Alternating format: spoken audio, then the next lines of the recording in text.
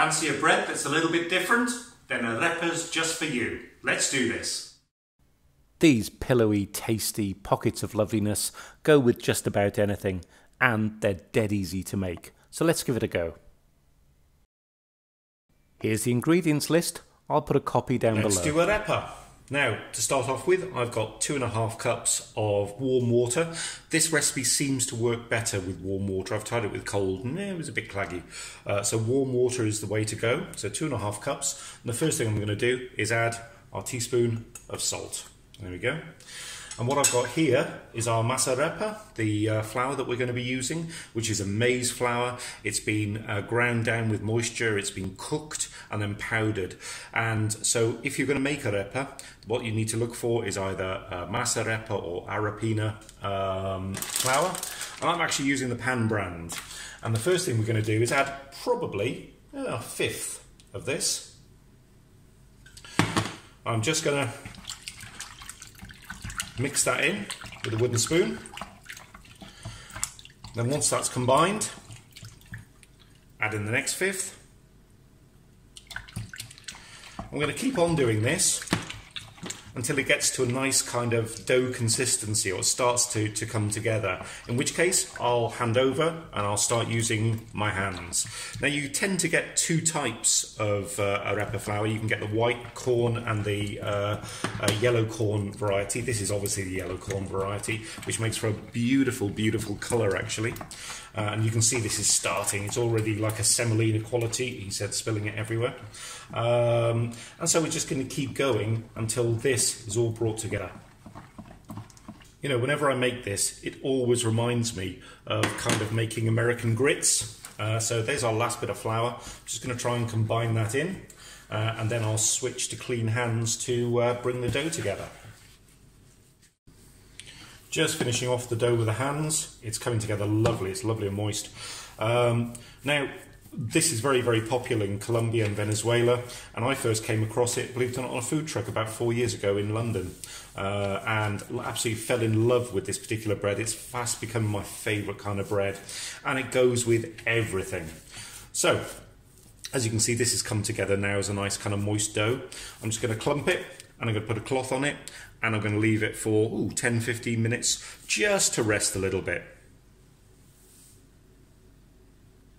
Well, it's been about 15 minutes. There's our nicely rested dough. And the next thing we're going to do is form them into those kind of little patties, which are going to make up the bread. So I've got some warm water here, which I've just dipped my hand into, because that's going to help it not stick. We're going to take a good fist size of dough, shape it into a ball, then press it out into a nice, well, kind of circle. Now, you can make these as thick as you like. You can make them as big as you like. Obviously, the thicker they are, the more they'll take in the oven, because we are going to finish this off in the oven once we fried them. But I like mine on the thicker side, because I like to slice mine and use it almost like a pitta pocket to fill stuff with. And very often, if you go to street food stalls, you'll find that's very much the way they do it. But you can make them thin. You can slice them in half. You can use them just like you would ordinary bread. So this is going to be the size roughly of my arepa and the thickness. I'll make sure it's about the right size. And here we go.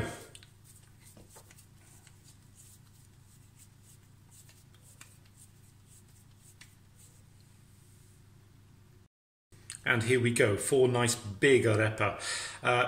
Make smaller ones by all means. This would make 6 smaller ones, but I particularly like them quite big, just so you can get loads and loads of filling in there. Here's our frying pan on a kind of medium-high heat. I've put some oil in fact vegetable oil in this case. I'm simply now it's heated through, going to pop in a couple of the arepa. Unfortunately, I've made them so big, you can only fit 2 in at a time, but that's fine. So what I'm going to do now is let these fry for 2.5 minutes, turn them over, then another 2.5 minutes, and if they need a little bit more colour, even a little bit of charring is good on these as well. It gives it a little bit of extra flavour. So I'm just going to keep flipping these until they're of a suitable char. Then I'm going to pop them onto a baking sheet, ready to go in the oven.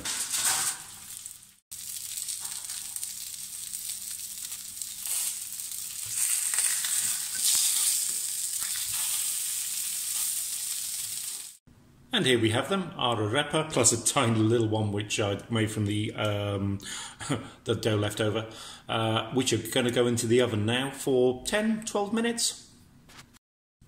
And here we go, straight out of the oven. I wish it's been about 12 minutes. These are on the larger side.